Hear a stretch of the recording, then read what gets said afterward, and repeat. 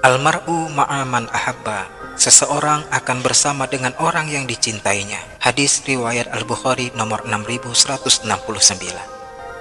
Jamaah yang saya muliakan, salah satu hikmah Allah masih izinkan orang-orang soleh hidup dan berada di sekitar kita, baik dekat maupun didekatkan dengan kita melalui fasilitas digital, yaitu agar kita bisa memanfaatkan kesempatan hidup di dunia yang sementara ini untuk berbarengan melangkah bersama dengan mereka.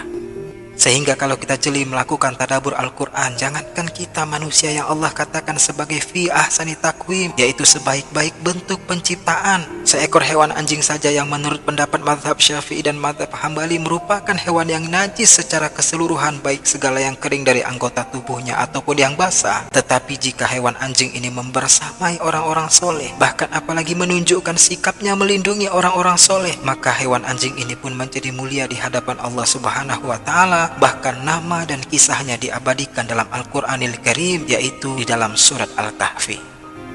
Nama kita mungkin ada termuat dalam Al-Quran jamaah, karena dulu orang tua kita mengambil nama kita dari kutipan ayat dalam Al-Quran tersebut, seperti nama para nabi misalnya. Namun kisah hidup kita jelas sama sekali tidak akan pernah terdapat dalam Al-Quran yang mulia. Akan tetapi Masya Allah, ini nama dan kisah seekor hewan anjing justru dimuat dalam Al-Quran.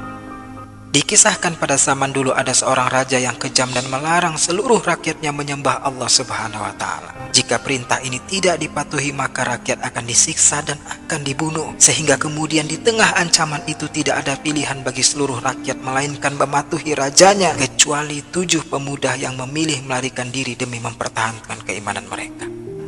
Saat 7 pemuda ini jamaah tengah menempuh perjalanan, ada seekor anjing yang terus mengikuti mereka.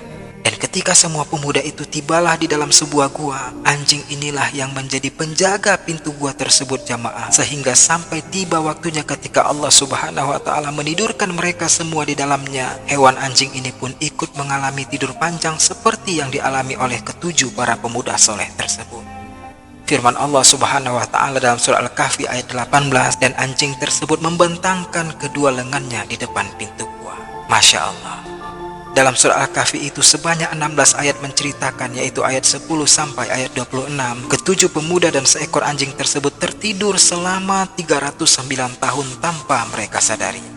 Ya, kalau kita tertidur panjang jamaah mungkin karena kita malas-malasan. Sungguh ayat ini menjadi ikhtibar bagi kita jamaah. Meskipun dia seekor anjing sekalipun, hewan yang najis menurut sebagian madhab ulama, tetapi jika dia membersamai orang-orang soleh, bahkan apalagi menunjukkan sikapnya melindungi orang-orang soleh, maka dia pun akan ikut mulia di hadapan Allah Subhanahu wa Ta'ala.